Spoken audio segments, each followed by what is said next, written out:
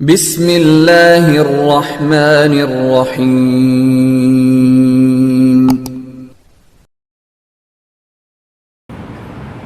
الحمد للہ نحمده ونستعینه ونستغفره ونعوذ باللہ من شرور انفسنا من سیئات اعمالنا من يهده الله فلا مضل له ومن يضلل فلا هادي له نشهد ان لا اله الا الله وحده لا شريك له ونشهد ان محمدا عبده ورسوله اللهم صل على محمد وعلى ال محمد كما صليت على ابراهيم وعلى ال ابراهيم انك حميد مجيد اللهم بارك على محمد وعلى ال محمد كما باركت على ابراهيم وعلى ال ابراهيم انك حميد مجيد اما بعد فان خير الحديث كتاب الله وخير الهدي هدي محمد صلى الله عليه وسلم وشر الأمور محدثاتها وكل محدثة بدعة وكل بدعة ضلالة وكل ضلالة في النار رب اشرح لي صدري ويسر لي أمري واحلل عقدة من لساني يفقهوا قولي أعوذ بالله السميع العليم من الشيطان الرجيم بسم الله الرحمن الرحيم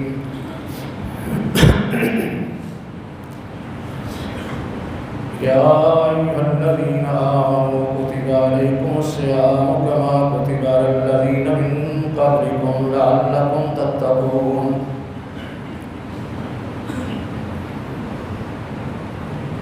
وقال النبي صلى الله عليه وسلم إن الله لا ينظر إلى صوركم وأموالكم ولكن ينظر إلى قلوبكم وأعمالكم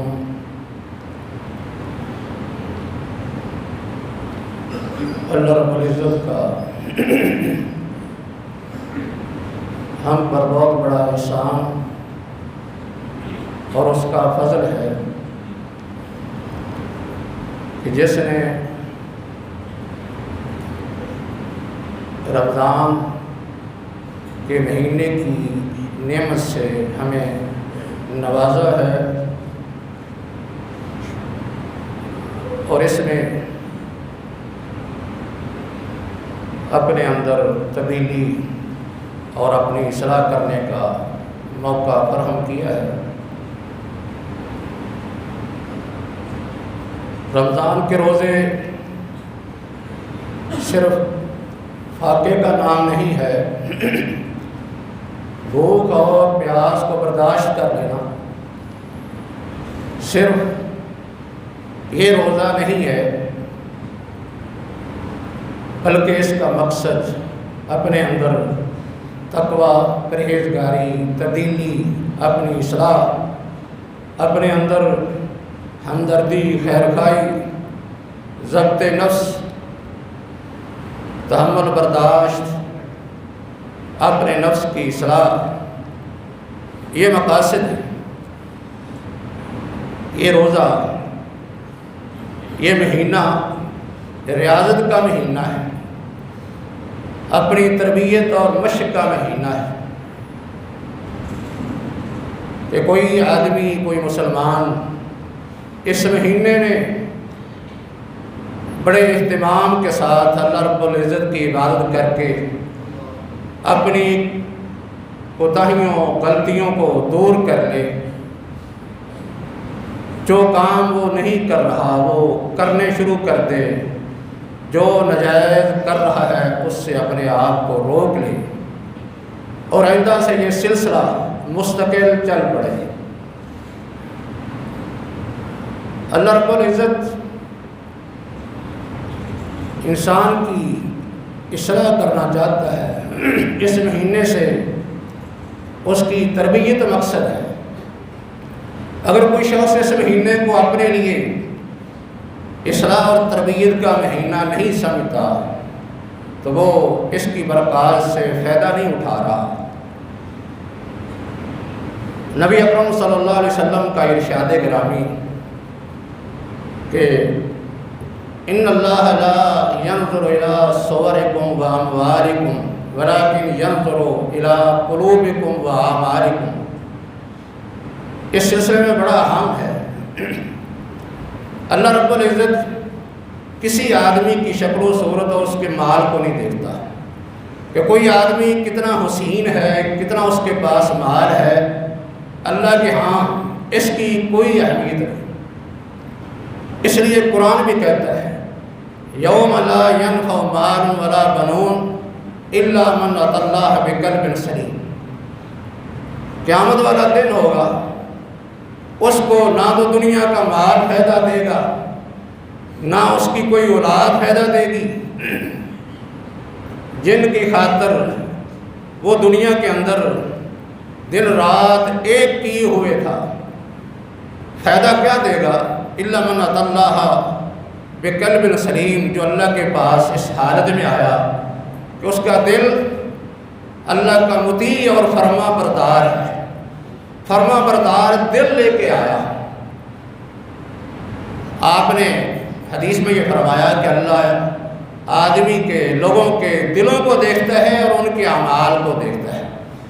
دل کی بڑی اہمیت ہے، دل صحیح ہو جائے تو اس کے اعمال بھی صحیح ہو جاتے ہیں۔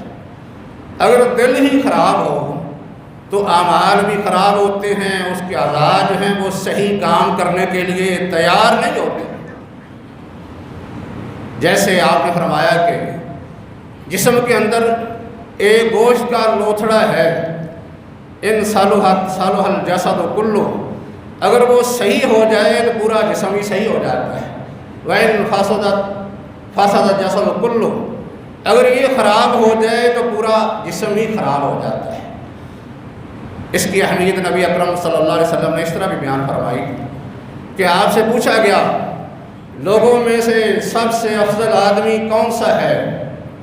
اللہ کے ہاں کون سا افضل ہے؟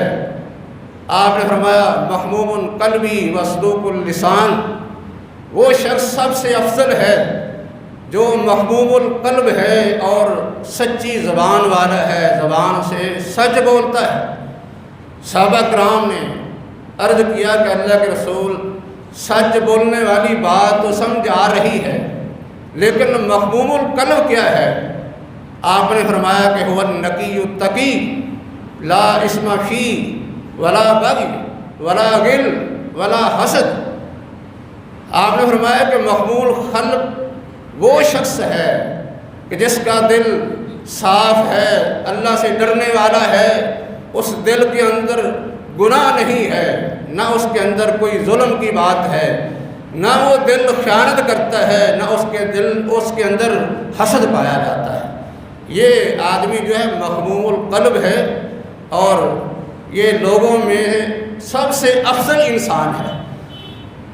اسے معلوم ہوتا ہے کہ دل کو بڑی اہمیت ہے۔ نبی اکرم صلی اللہ علیہ وسلم کا ارشاد ہے کہ دنیا کے اندر اللہ رب العزت کے کچھ برتن ہیں، اور وہ برتن کیا ہیں؟ وہ نیک لوگوں کے دل ہیں۔ اور یہ برتن اللہ کے کیسے ہوتے ہیں؟ یہ بہت نرم اور رقیق ہوتے ہیں، ان کے اندر رقت پائی جاتی ہے، سختی نہیں پائی جاتی۔ رقیق القلب شخص اللہ رب العزت کو بہت پسند ہے۔ ایسا دل جس کے اندر اللہ کا ڈر ہے، خوف ہے، صاف ہے، گناہ کی نیت ارادہ نہیں ہے، نہ کسی کے بارے میں کوئی حسد ہے، نہ کوئی خیانت ہے، اس قدر اس کے اندر صفائی پائی جاتی ہے۔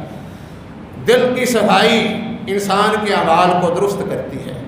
دل صحیح ہے، باقی اعمال جو ہیں وہ بھی درست سمت پر چل پڑتے ہیں۔ اور یہ دل جو ہے اس کو نرم رکھنا یہ ضروری ہے۔ دل جو ہے وہ کیسے نرم ہوتے ہیں؟ رمضان کا مہینہ بھی ہمارے دلوں کو نرم کرنے کے لیے آیا ہے کہ ہم اپنے دلوں کی سختی ختم کر کے اس کے اندر نرمی پیدا کر لیں۔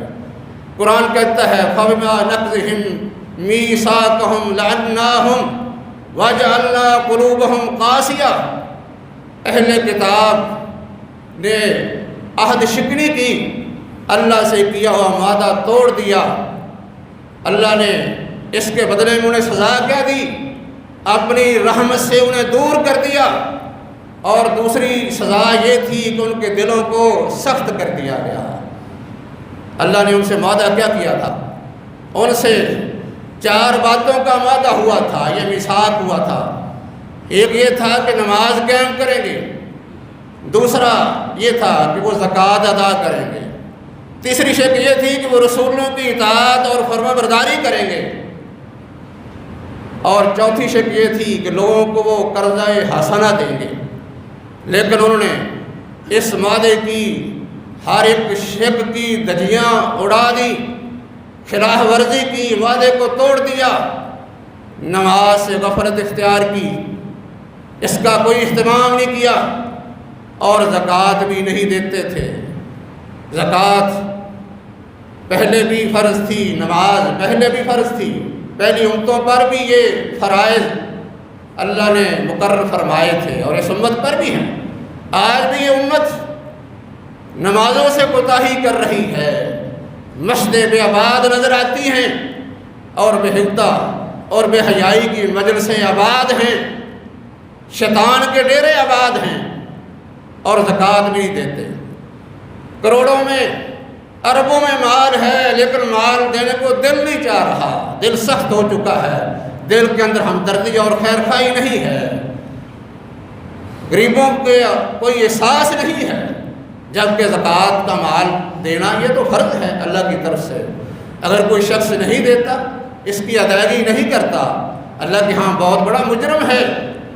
آپ کا ارشاد ہے یہ مال جو انسان جمع کرتا ہے، وہ مال جس کی زکوٰۃ نہیں دیتا، قیامت والے دن یہ گنجا سانپ بن کے اس کے گلے کا توق بن جائے گا، اور اس کے جبڑے پکڑ کر اس کو کہے گا انا کنزوں کا انا مالوں کا، کہ میں تیرا خزانہ ہوں، میں تیرا وہ مال ہوں جس کو تو جمع کر کے رکھتا تھا۔ اس لیے زکوٰۃ جو ہے یہ ایک فرض ہے جس سے چھٹکارا نہیں ہے، قیامت والے دن میں حساب دینا پڑے گا، کیونکہ یہ شخص جو مال اس نے زکوٰۃ کا اپنے پاس رکھا ہوا ہے دوسروں کو نہیں دیتا۔ غربت کو ختم کرنے کے لیے لوگ ہزاروں تدبیریں کرتے ہیں، سوچتے ہیں، لیکن وہ تدبیر جو اللہ نے بتائی ہے اس کی طرف توجہ نہیں ہے۔ صحیح طریقے سے مالدار لوگ اگر زکوٰۃ ادا کریں، غربت ختم ہو سکتی ہے، لیکن مالدار لوگ بخل اور کنجوسی کا مظاہرہ کرتے ہیں، اور یہ مال جو انہوں نے زکوٰۃ کا رکھا ہوا ہے حقیقت میں ان کا اپنا مال نہیں ہے، دوسروں کا حق غصب کیا ہوا ہے، کیونکہ یہ مال تو فقراء کا تھا، مساکین کا تھا، انہوں نے ان کا حق ادا نہیں کیا، اب ان کا مال نہیں ہے، اس کے یہ مالک نہیں ہے، دوسرے کے مال پر قبضہ ہے، اور دوسرے کے مال پر کوئی آدمی قبضہ جیسے بھی کرے، زکوٰۃ ادا نہ کر کے کرتا ہے، کسی کے مال پر، کسی کی جائیداد پر، کسی کے پلاٹ پر، کسی کی زمین پر قبضہ کر لیتا ہے، ناجائز قبضہ کرتا ہے، اللہ رب العزت اسے یہ سزا دیں گے اس دن جس دن اس کے سامنے یہ پیش ہوگا کہ یہی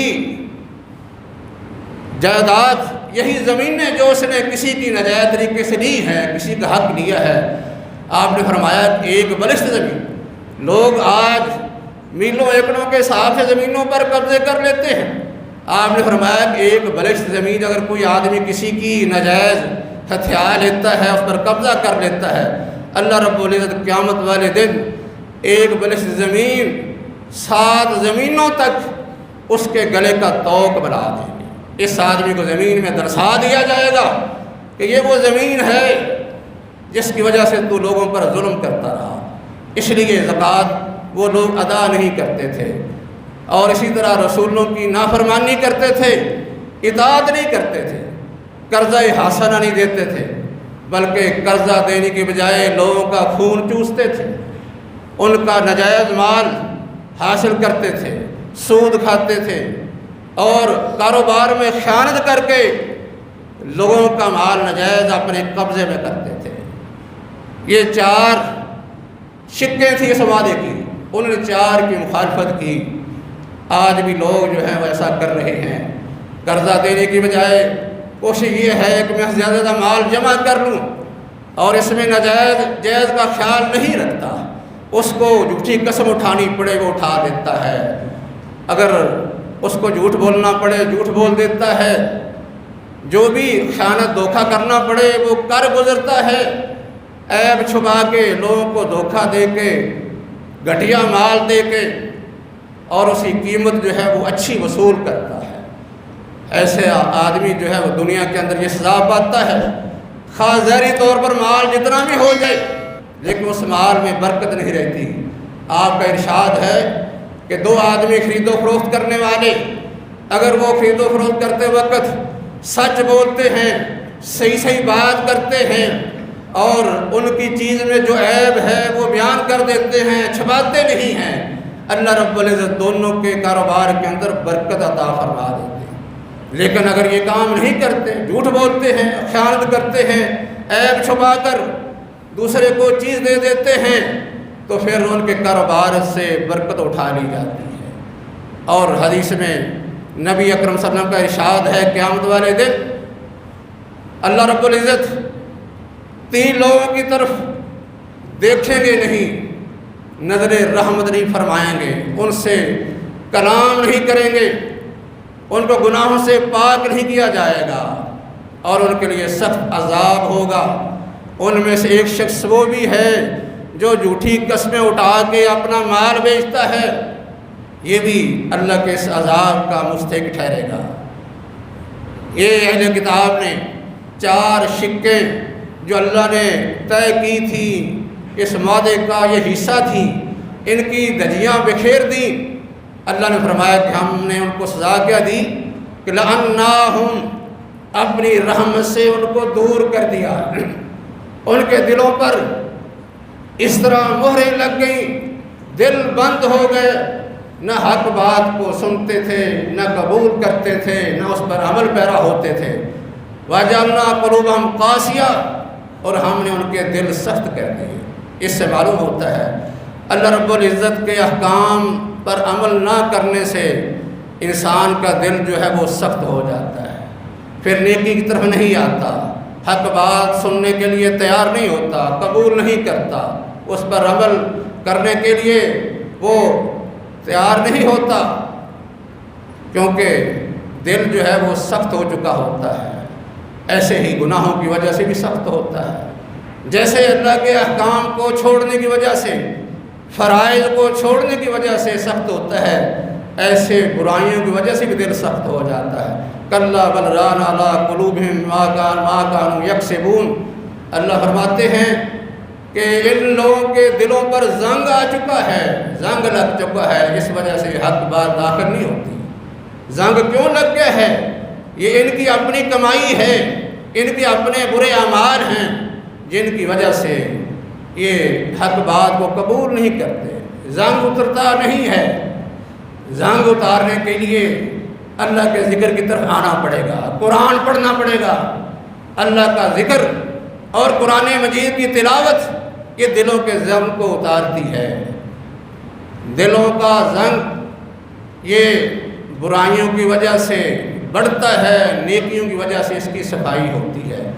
آپ کا ارشاد ہے کہ لا تکثر الکلام بغیر ذکر اللہ فإن کثرۃ الکلام بغیر ذکر اللہ کسبۃ للقلب، اللہ کے ذکر کے بغیر زیادہ باتیں نہ کیا کرو، فضول باتیں کرنا جس میں اللہ کا ذکر نہ ہو، اس سے بھی دل کے اندر سختی پیدا ہوتی ہے، دل سخت ہو جاتا ہے، اللہ کے ذکر سے نرم ہوتا ہے، اللہ کی عبادت سے نرم ہوتا ہے، گناہ سے بچنے سے نرم ہوتا ہے، قرآن پڑھنے سے نرم ہوتا ہے، اللہ کے سامنے سجدے کرنے سے نرم ہوتا ہے، نماز پڑھنے سے، نیکی کرنے سے، موت کو یاد رکھنے سے دل نرم ہوتا ہے۔ اس لیے آپ ہمیں اکثر حازم اللذات الموت، موت کو کثرت سے یاد کرو جو لذتوں کو توڑ دینے والی ہے، موت یاد ہو تو دل نرم رہتا ہے، موت یاد نہ ہو دل کے اندر سختی آ جاتی ہے۔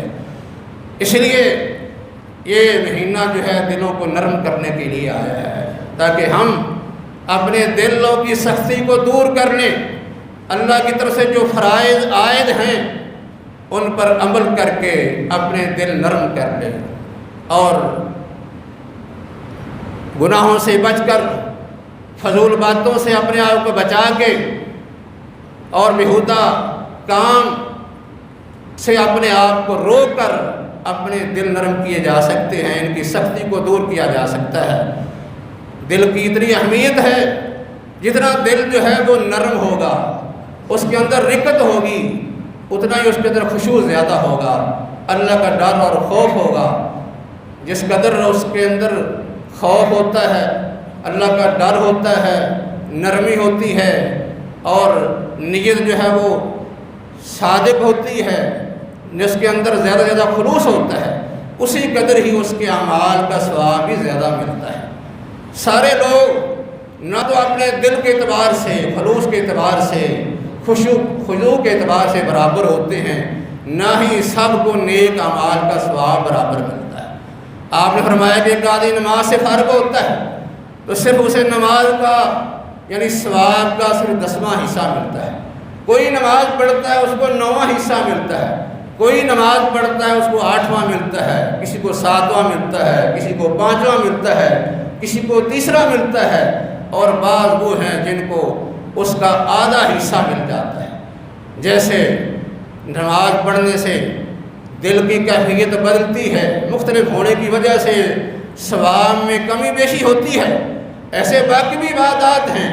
ایک شخص قرآن پڑھتا ہے، قرآن خشوع خضوع سے پڑھتا ہے، دل لگی سے پڑھتا ہے، قرآن کے معنی پر غور کرتا ہے اور خوب سمجھنے کی کوشش کرتا ہے، اس آدمی کا ثواب اس سے زیادہ ہوگا جو اس کی طرف توجہ نہیں دیتا۔ اس لیے دل کو صاف رکھنا، اس کے اندر رقت پیدا کرنا، یہ بہت ضروری ہے۔ اس کے مطابق جو ہے وہ اللہ کی طرف سے بڑے بڑے فیصلے ہو جاتے ہیں۔ انسان کی عبادت دل کی کیفیت بدلنے سے کبھی قبول ہو جاتی ہے، کبھی رد ہو جاتی ہے۔ اگر دل کے اندر یہ خیال ہو کہ میں نے یہ شہرت کے لیے، دکھاوے کے لیے کام کرنا ہے، تو اس کی بڑی سی بڑی عبادت وہ بھی بے فائدہ ہے۔ لیکن اگر دل کے اندر خلوص ہے، رقت ہے، تو اس کی تھوڑی بات بھی اللہ کے ہاں قبول ہو جاتی ہے۔ یہ مہینہ اللہ رب العزت نے ہمیں دیا ہے، بڑی غنیمت ہے، نعمت ہے اللہ کی طرف سے، اس سے فائدہ اٹھانے کی ہر مسلمان کو کوشش کرنی چاہیے۔ اللہ فرماتے ہیں الذین آتیناہم الکتاب یتلون حق تلاوتہ اولئک یؤمنون بہ ومن یکفر بہ فاولئک هم الخاسرون۔ وہ لوگ جن کو ہم نے کتاب دی، وہ کتاب اس طرح پڑھتے ہیں جس طرح پڑھنے کا حق ہے۔ روزہ بھی اس کی اہم عبادت ہے، لیکن یہ وہ مہینہ جس میں قرآن اترا، اللہ فرماتے ہیں قرآن کو اس طرح پڑھتے ہیں جس طرح پڑھنے کا حق ہے، یہ لوگ حقیقت میں ایمان لانے والے ہیں۔ اس سے معلوم ہوتا ہے قرآن پر ایمان لانے کا تقاضا یہ ہے کہ اس کو اس طرح پڑھا جائے جس طرح پڑھنے کا حق ہے۔ قرآن کو پڑھنے کا حق کیا ہے؟ کہ اس کو اچھے طریقے سے، اچھی آواز کے ساتھ پڑھا جائے، صاف صاف کر کے پڑھا جائے اور سمجھ کر پڑھا جائے۔ اور قرآن پڑھنے کا حق یہ بھی ہے کہ سمجھ کر اس پر عمل بھی کیا جائے۔ اگر کوئی شخص قرآن کو پڑھتا نہیں ہے، اس کی توجہ نہیں دیتا، اس کے معنی پر غور نہیں کرتا، اس پر عمل کرنے کے لیے اس کو نہیں پڑھتا، تو پھر اس کا ایمان بھی مشکوک ہو جاتا ہے۔ کیونکہ اللہ فرماتے ہیں کہ قرآن کو اس طرح پڑھتے ہیں جس طرح پڑھنے کا حق ہے، یہ لوگ ایمان والے ہیں۔ لیکن جس نے اس کا انکار کر دیا، یہ لوگ خسارے والے ہیں، گھاٹے والے ہیں۔ قیامت والے دن یہ جو عبادات ہیں، یہ عبادات ساری کی ساری ہماری سفارشی ہیں۔ حدیث میں 2 کا ذکر بھی آیا، قرآن سفارش کرے گا، روزہ بھی سفارش کرے گا کہ اللہ دن کے وقت میں نے اس کو کھانے پینے سے، شہوات سے روک کے رکھا، اور قرآن کہے گا کہ میں نے رات کو اسے سونے سے روک کے رکھا۔ آج ہم دیکھتے ہیں کتنی ہم اس کی خاطر نیند قربان کرتے ہیں، کتنے لوگ ہیں قرآن کی خاطر نیند قربان کرتے ہیں تاکہ قرآن قیامت والے دن اس کے حق میں سفارش کر سکے کہ اللہ میں نے اس رات کو نیند سے روکا تھا۔ کتنی نیند قربان ہوتی ہے اس کی کار، جبکہ اللہ تو بہت بڑا فضل والا ہے، اس کی رحم بڑی وسیع ہے کہ آدمی تھوڑا سا وقت دے دے اللہ اس کا ثواب بہت زیادہ عطا کر دیتے ہیں۔ ایک دفعہ نبی اکرم صلی اللہ علیہ وسلم نے رات کو قیام کروایا، آدھی رات کا قیام تھا۔ صحابی عرض کرتے ہیں اللہ کے رسول آپ پوری رات کا قیام کروا دیتے تو بہتر تھا، یہ شوق تھا، ذوق تھا، آپ آدھی رات کا قیام کر رہے ہیں اور صحابی خواہش کر رہے ہیں پوری رات کا۔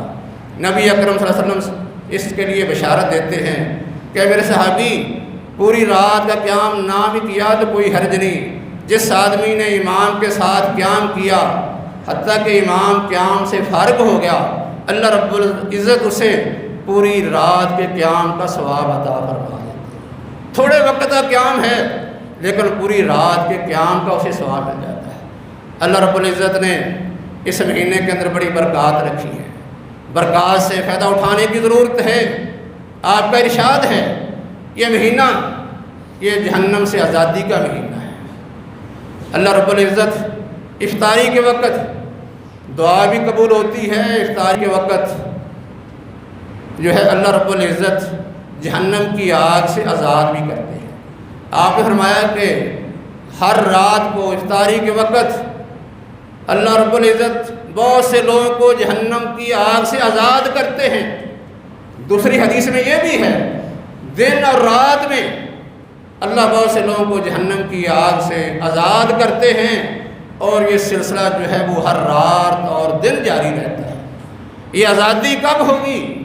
جب ہم اس مہینے کے حقوق جو ہیں وہ بھی پورے ادا کریں گے، خیال رکھیں گے اور اللہ رب العزت سے سچی توبہ بھی کریں گے کہ اللہ جو کچھ ہو گیا سو ہو گیا، لیکن آئندہ کے لیے ہم اپنی زندگی کے اندر ضرور تبدیلی لائیں گے، پھر ہی آدمی جہنم کی آگ سے آزاد ہوگا۔ اگر ایک دفعہ آزادی مل گئی لیکن جن گناہوں کو اللہ نے معاف کر کے آزادی دی ہے دوبارہ وہی کام کر دیے تو پھر تو یہ آزادی تو نہیں رہے گی۔ اس لیے اس میں خاص کر جو ہے وہ دعا بھی کرنی چاہیے، دعا کا موقع بھی ہے۔ ویسے تو آدمی جس وقت دعا کرے اللہ سننے والا ہے، لیکن افطاری کے وقت دعا کرنا، روزے کی حالت میں دعا کرنا اللہ کے ہاں یہ زیادہ سنی جاتی ہے، قبول ہوتی ہے۔ آپ کا ارشاد ہے 3 آدمیوں کی دعائیں رات نہیں ہوتی، ان میں سے ایک شخص وہ ہے کہ جو روزے کی حالت میں ہوتا ہے، مسافر کی دعا ہے، مظلوم کی دعا ہے اور روزے دار کی دعا ہے۔ اللہ سے دعا کرتا ہے تو اس کی دعا کو اللہ رد نہیں کرتے، اس لیے اس موقع سے فائدہ اٹھانا چاہیے۔ یہ مہینہ بڑا بابرکت ہے۔ اللہ رب العزت کو اپنے بندے کی زندگی اطاعت والی اچھی زندگی، دل کے اندر نرمی والی زندگی، اللہ کے سامنے گڑ گڑانے والی زندگی، رونے والی زندگی، عبادت والی، گناہوں سے پاک صاف زندگی جو ہے بڑی پسند ہے۔ حضرت طلحہ بن عبید اللہ رضی اللہ تعالیٰ عنہ بیان کرتے ہیں 2 آدمی ایک وقت میں مسلمان ہوتے ہیں اور دونوں میں سے ایک بہت زیادہ عبادت گزار تھا، وہ شہید ہو گیا اور اس کا دوسرا ساتھی اس سے 1 سال بعد فوت ہوا۔ حضرت طلحہ بیان کرتے ہیں کہ میں نے خواب میں دیکھا کہ وہ شخص جو بعد میں تبھی موت مرا وہ جنت میں پہلے داخل ہو گیا۔ میں نے صحابہ کرام سے یہ بات عرض کی، یہ خواب سنایا، وہ بڑے حیران ہوئے کہ پہلا آدمی شہید ہے، اس کی موت شہادت کی ہے اور زیادہ عبادت کرنے والا تھا، تو اس سے پہلے دوسرا آدمی جنت میں چلا گیا جو عبادت تو کرتا تھا لیکن شہادت کی موت تو نہیں آئی۔ پھر وہ کہتے ہیں میں نے نبی اکرم صلی اللہ علیہ وسلم کے سامنے یہ خواب بیان کروایا کہ مجھے یہ خواب آیا ہے 2 ساتھی جو اکٹھے مسلمان ہوئے تھے، ایک زیادہ عبادت کرنے والا اور جلدی وہ شہید ہو گیا اور دوسرا سال کے بعد تبھی موت مرا، لیکن جنت میں پہلے چلا گیا۔ آپ نے فرمایا کہ ہاں ایسا ہوا اس لیے کہ یہ آدمی سال زندہ رہا ہے، تو کیا اس نے رمضان کے روزے نہیں رکھے؟ سال میں یہ نمازیں نہیں پڑھتا رہا، اس لیے جو اس نے یہ عبادت کی ہے، رمضان کے روزے رکھے ہیں، ایک رمضان کے روزے، سال میں کیونکہ ایک ہی رمضان آیا تھا، ایک ہی رمضان کے روزے رکھے اور سال کی نمازیں پڑھی۔ آپ نے فرمایا اس کی وجہ سے اللہ نے اسے جنت میں پہلے داخل کر دیا، بلکہ صرف جنت میں داخل نہیں کیا، بلکہ فرمایا کہ اس کے درجے اور پہلا جو شہید ہونے والا ہے اس کے درجے کے درمیان اتنا فاصلہ ہے جتنا آسمان اور زمین کے درمیان فاصلہ ہے۔ اس لیے اللہ رب العزت کو یہ عبادت والی زندگی، یہ روزے رکھنے والی زندگی، نمازیں پڑھنے والی زندگی اتنی محبوب اور پسند ہے کہ آدمی جنت میں چلا جاتا ہے۔ شہید جس نے اتنی عبادت نہیں کی اس سے بھی آگے بڑھ جاتا ہے، زیادہ درجات لے جاتا ہے۔ اس کی بڑی اہمیت ہے۔ آپ کا ایک اور ارشاد ہے، حضرت ابو امامہ پوچھتے ہیں کہ اللہ کے رسول مجھے کوئی ایسا عمل بتا دیجئے، ایسا کوئی عمل بتائیے جو مجھے فائدہ دے، مجھے جنت میں پہنچا دے۔ صحابہ کرام یہ سوچ ہوتی تھی کہ آپ سے ایسے سوال کرتے جو ان کی آخرت کی کامیابی کے ضامن ہوں، کہ میں آخرت میں کامیاب ہو جاؤں، جنت میں چلا جاؤں۔ ہمارے یہاں سوال ہوتے ہیں دنیا کے لیے، ایسا کوئی نسخہ بتا دیجئے، دعا بتا دیجئے کہ ہمارا کاروبار بہتر ہو جائے۔ صحابہ پوچھتے تھے کہ اللہ کے رسول ایسا کوئی عمل بتا دیجئے کہ ہم جہنم سے بچ جائیں اور جنت میں داخل ہوں۔ آپ فرمایا کہ روزے رکھا کر، روزے کے برابر کوئی اور عمل نہیں ہو سکتا۔ روزے رکھا کر، اس کے بدلے میں اللہ تجھے جو ہے جنت میں داخل کر دے گا۔ پھر یہ اعمال جو ہیں یہ وقتی نہیں ہیں، ایک دفعہ آدمی نے کام کر لیا بعد میں بھول گیا، اس کو یاد ہی نہ رہا۔ بھولنے والے جو ہیں پھر اللہ رب العزت بھی ان کو بھول جاتا ہے، اور یاد رکھنے والوں کو اللہ بھی یاد رکھتا ہے۔ اس لیے انسان کو زندگی اس طرح گزارنی چاہیے، اس کی پوری زندگی مسلسل اللہ کی عبادت میں گزرے، نیک اعمال کرتے ہوئے گزرے، اور اس کی موت جو ہے وہ ایمان پر، اسلام پر آئے، اس کا خاتمہ کسی اچھے عمل پر ہو جائے۔ کیونکہ انسان جس حالت میں دنیا سے جاتا ہے اسی حالت میں قیامت والے دن اسے اٹھایا جائے گا۔ اگر کوئی شخص برائی کرتے ہوئے چلا گیا تو برے اعمال پر اٹھایا جائے گا، دیکھنا کہ اس کا پھر انجام کیا ہوگا۔ اگر نیک عمل کرتے ہوئے چلا گیا تو اسی طرح ہی اس کو اٹھایا جائے گا۔